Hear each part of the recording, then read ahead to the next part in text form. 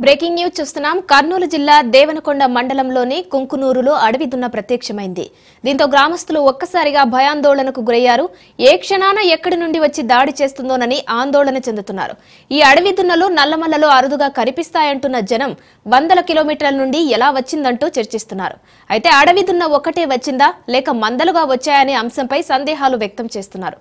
ఇక అడవి దున్న సంచారంపై గ్రామస్తులు అటవీ అధికారులకు సమాచారం అందించారు. ఇది ఎక్కడ బాబు ఇది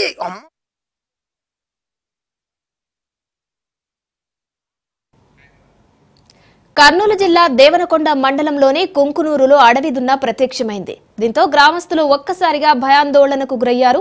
ఏ క్షణాన ఎక్కడి నుండి వచ్చి దాడి చేస్తుందోనని ఆందోళన చెందుతున్నారు. ఈ అడవి దున్నలు నల్లమల్లలో అరుదుగా కనిపిస్తాయంటున్న జనం వందల కిలోమీటర్ల నుండి ఎలా వచ్చాయంటూ చర్చిస్తున్నారు.